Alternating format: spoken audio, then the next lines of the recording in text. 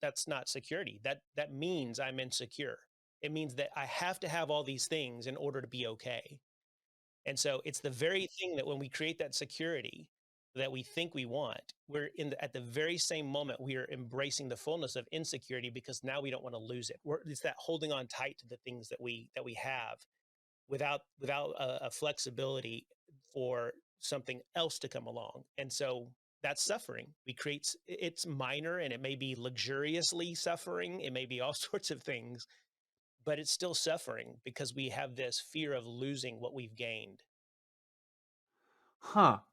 Well, I'm following everything and I'm jumping from lily pad to lily pad with you here, and I'm trying to figure out, how I'm suffering with some of the luxuries. I don't want to lose them, right? But I don't have all the heavy artillery and the security system to keep them here. So part of me wants to have a divergent thought here, but I'm not sure how to approach it because I feel right now that everything you've shared, I feel like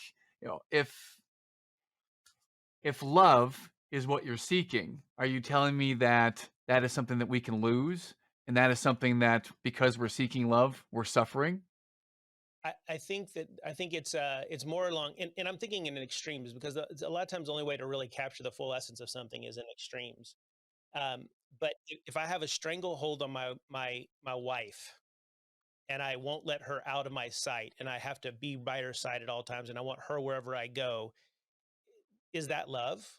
Is that meaning if I'm so bent on being secure in my relationship with my wife that I have to hold on to it, is that love?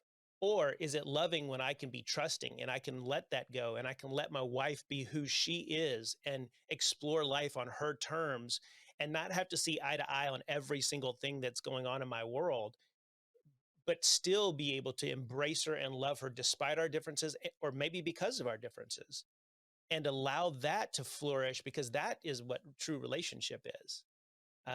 We experience this in front row dads. It's this idea of the ability to the yes and. It's our ability to sit with one another despite our differences and love one another. Now imagine if we started to raise up ideas or ideologies around front row dads that says it looks like this and it has to be this way.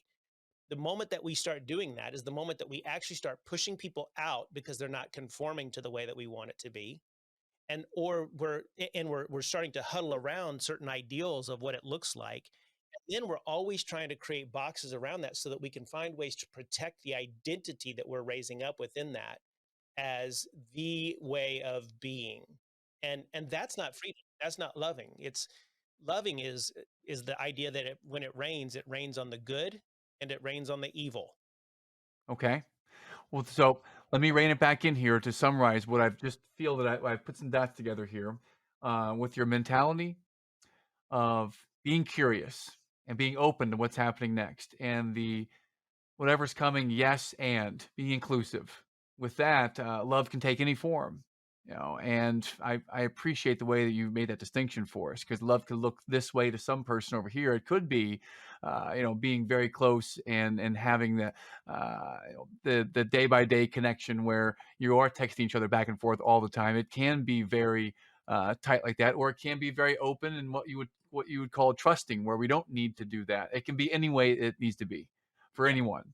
So And it's curiosity, it's yes and it is. uh, Yeah. okay. And Well, I think really just to differentiate a little bit on that is that I think that the idea of when we have to hold on to something and we place our identity in it and it actually keeps someone else from being free to be who they are. I wouldn't call that the definition of love.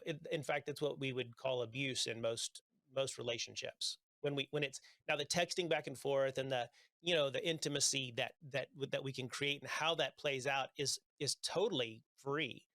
But it's when we start having a stranglehold on something, when we start trying to control the behaviors and the way that somebody else does and lives this life, that we it gets on the edge of first and foremost not loving ourselves because we're not able to love ourselves or see ourselves outside of something that exists outside of us, that person.